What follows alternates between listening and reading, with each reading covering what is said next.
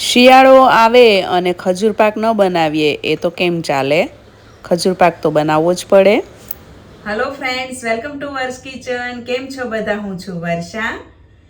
તમે જો હજુ સુધી ચેનલ પર નવા છો અને ચેનલને સબસ્ક્રાઇબ નથી કરી અને તમને જો મારી રેસીપી ગમતી હોય તો વધારે સુપર હેલ્ધી, ટેસ્ટી અને ઇઝી રેસીપીઝ જોવા માટે મારી યુટ્યુબ ચેનલ વર્ષ કિચનને સબસ્ક્રાઇબ કરજો અને સાથે જ બાજુમાં આપેલા બેલ આઇકન પર ક્લિક કરજો જેથી તમને આવતા નવા વિડીયોઝની નોટિફિકેશન મળતી રહે. શિયાળાની ગુલાબી ઠંડી ખૂબ જ સરસ અત્યારે પડી રહી છે અને શિયાળાની ઠંડીમાં દરેકના ઘરમાં વિવિધ પ્રકારનો ખજૂર પાક બનતો જ હોય છે અને આ ખજૂર પાક બનાવવા માટે આ રીતનો નરમ ખજૂર લેવાનો છે, જેમાં પાણી પણ ન હોય અને એકદમ સૂકો પણ ન હોય અને આ રીતે હાથેથી જ તેના ઠળિયા એકદમ સરળતાથી કાઢી શકાય તે પ્રકારનો નરમ સોફ્ટ ખજૂર લેવાનો છે. જુઓ તમે, હાથમાં પાણી જેવું પણ બિલકુલ નથી થતું. વધારે પડતો જે પાણીવાળો ખજૂર આવતો હોય છે ને એકદમ નરમ, એનો ખજૂર પાક સારો નહીં બને. તો આ રીતનો નરમ અને તેમ છતાં થોડો કોરો પણ હોય તેવો ખજૂર પસંદ કરવો ખજૂર પાક બનાવવા માટે. મેં અત્યારે કાળો ખજૂર લીધો છે, જે નરમ પણ છે પણ તેની સાથે તેમાં જરા પણ ભીનાશ નથી, સૂકો છે. 1/2 કિલો ઠળિયા કાઢેલો ખજૂર લીધો છે. ખજૂર પાક બનાવવા માટે નોનસ્ટિક પેનનો ઉપયોગ કરવાનો, જેથી માવો પેનમાં જરા પણ ચીટકે નહીં. તો ધીમા ગેસની ફ્લેમ પર 2 ટેબલ સ્પૂન જેટલું ઘી લેવાનું છે અને આ ઘીમાં આપણે ખજૂરને શેકી લેવાનો છે. ખજૂરને થોડો શેકવાથી તે વધારે સોફ્ટ પણ થઈ જશે અને તેનો માવો તૈયાર થઈ જશે અને સ્વાદ અને સુગંધ વધી જશે. 5 જ મિનિટ જેટલો સમય લાગશે કેમ કે ખજૂર એકદમ સોફ્ટ છે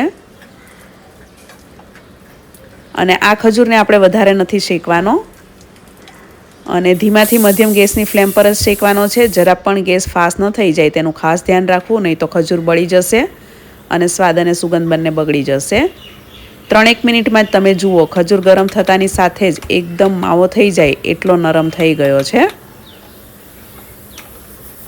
માત્ર 5 જ મિનિટ અત્યારે હું શેકી રહી છું. તમારો જો ખજૂર કડક હોય અને સોફ્ટ થતા વાર લાગે તો 1 થી 2 મિનિટ વધારે શેકવાનો.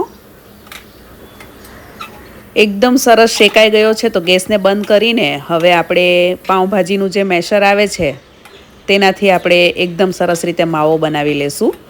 આ રીતે સ્મેશ કરવાથી એકદમ સરસ માવો તૈયાર થઈ જશે. આ ખજૂર પાક એકદમ સરળતાથી આપણે બનાવી રહ્યા છીએ અને આ ખજૂર પાક નાના બાળકોથી લઈને વડીલો બધા ખાઈ શકે તેવો એકદમ સરસ નરમ ખજૂર પાક બનશે. તો અત્યારે મેં કાજુ, બદામ અને અખરોટ કાચા જ લીધા છે, આને શેકવાના નથી. ડ્રાયફ્રૂટ કાચા ખાવામાં આવે ને તો તે વધારે ગુણકારી સાબિત થાય છે. તેના વિટામિન્સ અને તેની અંદર રહેલું તેલ પૂરેપૂરું આપણને મળે છે. તો આપણે આને શેકીને ઉપયોગમાં નથી લેવાના. 1/3 કપ જેટલું મેં બધું ડ્રાયફ્રૂટ લીધું છે, કાજુ, બદામ અને અખરોટને આ રીતે એકદમ ઝીણા મેં સમારી લીધા છે. તમે મિક્સરમાં કચરો પાવડર કરીને નાખી શકો છો, પરંતુ તેમાં ડ્રાયફ્રૂટ સરખું દેખાશે નહીં. આ દેખાવમાં સરસ લાગે ને એટલા માટે મેં એકદમ ઝીણું સમારી લીધું છે. 2 ટેબલ સ્પૂન જેટલા શેકેલા તલ નાખવા. 1 ટેબલ સ્પૂન જેટલા આ સૂર્યમુખીના બીજ આવે છે તે નાખ્યા છે મેં. તમારી પાસે જે પણ સીડ્સ હોય તે નાખી શકો છો અને એ પણ મેં કાચા જ લીધા છે. 1 ટેબલ સ્પૂન જેટલા પમ્પકિન સીડ્સ જે ગ્રીન કલરના આવે છે તે નાખ્યા છે. 2 ટેબલ સ્પૂન જેટલા પિસ્તાની કતરણ નાખી છે અને બધું જ ડ્રાયફ્રૂટ સીડ્સ કાચું જ ઉમેરવાનું છે. તો આપણને તેના તેલનો અને વિટામિન્સનો લાભ પૂરેપૂરો મળશે અને તે સ્વાદમાં પણ બહુ સરસ લાગે છે. 1 ટીસ્પૂન જેટલો સૂંઠ પાવડર નાખવો. આનાથી આ ખજૂર પાક પચવામાં સરળ રહે છે અને સ્વાદમાં બહુ સરસ લાગે છે. 1/2 કપ જેટલું કોપરાનું ખમણ નાખવાનું છે. સૂકા કોપરાના ખમણથી ખજૂર પાકનો સ્વાદ અને સુગંધ 100 ગણો વધી જશે, તો જરૂરથી નાખજો. ખજૂર અને ડ્રાયફ્રૂટ બંનેનું પ્રમાણ મેં એ રીતે રાખ્યું છે કે માવાની સામે ડ્રાયફ્રૂટ બધું સરખું લાગે, નહીં ખજૂર બહુ વધારે કે નહીં ડ્રાયફ્રૂટ બહુ વધારે. એ રીતે મેં બધું મિક્સ કર્યું છે. આમાં તમને જરૂર જણાય તો તમે ડ્રાયફ્રૂટ થોડું વધારે પણ ઉમેરી શકો છો, અને ડ્રાયફ્રૂટ વધારે લાગે તો આમાં થોડો ખજૂરનો માવો પણ ઉમેરી શકાય છે. બધું એકદમ સરસ રીતે હાથેથી મિક્સ કરી લેવાનું છે, અને મિક્સ કરતાની સાથે તમે જુઓ તો ખજૂરના માવામાં ડ્રાયફ્રૂટ એકદમ સરસ રીતે ભળી ગયું છે અને કેટલું સરસ રીતે દેખાઈ રહ્યું છે. અને લોટનો ગોળો વળે એ રીતનો અત્યારે આ બાઇન્ડિંગ આવી ગયું છે એકદમ સરસ રીતે. જુઓ તમે ડ્રાયફ્રૂટ કેટલું સરસ દેખાઈ રહ્યું છે માવામાં. આ રીતનું થવું જોઈએ. હવે આમાંથી એક સરખા 3 ભાગ કરીને તેને આ રીતે આપણે લાંબા રોલ વાળી લેશું. આ ખજૂર પાક માત્ર 15 મિનિટમાં બની જાય છે અને ખાવાની ખૂબ જ મજા આવે છે. જનરલી બધા ડ્રાયફ્રૂટ શેકીને ચાસણી લઈને એ રીતે બનાવતા હોય છે, પરંતુ એ ખાવામાં બહુ જ કડક લાગે છે, અને જેમને દાંતની તકલીફ હોય એ લોકો ચાવીને ખાઈ નથી શકતા. તો આ ખજૂર પાક એકદમ સોફ્ટ તૈયાર થશે, અને ડ્રાયફ્રૂટ કાચું હોવાથી તેનો સ્વાદ વધારે સરસ આવશે. અને જે લોકો લો ફેટ ખાવા માંગતા હોય તો આમાં આપણે ઘીનો ઉપયોગ માત્ર 2 ટેબલસ્પૂન જેટલો જ કર્યો છે. તો એકદમ લો ફેટવાળો ખજૂર પાક તૈયાર થશે. તો એક પાટલા પર આપણે ઘી લગાડીને રોલને આ રીતે સરસ શાઇનિંગ આવી જાય એ રીતે રોલ કરી લેશું. ઉપર ઘી જરા લાગશે એટલે ખજૂર રોલ છે તેની ઉપર શાઇનિંગ આવી જશે, સરસ રીતે ચમકશે, તો દેખાવમાં પણ સરસ લાગશે. અને એક ઘીનું લેયર આવી જાય તો તે લાંબો સમય સુધી સચવાશે પણ ખરા. ઘી પ્રિઝર્વેટિવનું કામ કરે છે. તો હાથમાં જરા ઘી લગાવીને રોલને એકદમ સરસ રીતે આ રીતે ફરાવી લેવાના.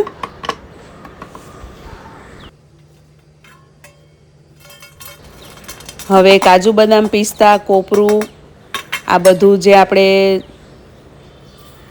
સમાર્યું હતું તેનો થોડો પાર્ટ રાખ્યો છે મેં, અને તેમાં થોડા તલ અને ખસખસ નાખીશું. બદામ પિસ્તાની કતરણ, કોપરું, ખસખસ અને તલ આટલું તમે મિક્સ કરીને તેમાં રોલને આ રીતે રગદોળી દેવાના. એટલે રોલની ઉપર ડ્રાયફ્રૂટનું લુક પણ સરસ આવશે, અને જોઈને તરત ખાવાનું મન થઈ જાય એવા દેખાશે. ઘણા બાળકો ખજૂર પાક નથી ખાતા, પરંતુ તમે આ રીતે બનાવશો તો તે લોકો સામેથી માંગીને ખાશે. એટલા સ્વાદે સરસ લાગે છે.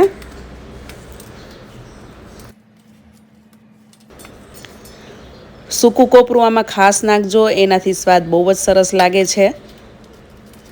અને આ ખજૂર પાક ખૂબ જ પૌષ્ટિક અને સ્વાદિષ્ટ એવો તૈયાર થાય છે. વિટામિન્સ, ફાઇબરથી ભરપૂર બને છે, અને બનાવતા પણ બિલકુલ વાર નથી લાગતી.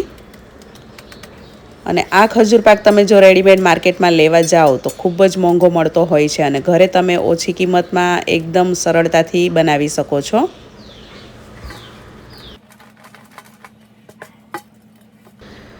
આમાં આપણે કોઈપણ પ્રકારની આર્ટિફિશિયલ સુગર કે મધ કે એવું કશું જ ઉમેર્યું નથી.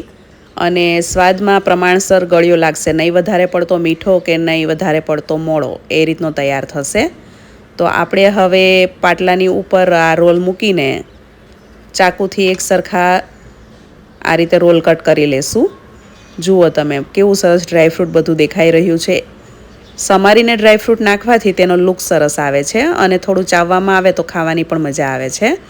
અને તમને જો ક્રન્ચી ડ્રાયફ્રૂટનો ટેસ્ટ વધારે પસંદ હોય તો 2 મિનિટ 1 ચમચી ઘીમાં ડ્રાયફ્રૂટને શેકી લેવાનું, ત્યારબાદ મિક્સ કરવાનું.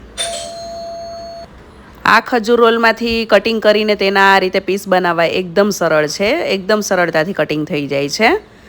તમારામાંથી કોને ખજૂર પાક ખૂબ જ ભાવે છે, અને તમારા ઘરમાં કેવા પ્રકારનો ખજૂર તમે લાવો છો અને કેવા પ્રકારનો ખજૂર પાક બનાવો છો તે મને કમેન્ટ્સમાં જરૂરથી જણાવજો.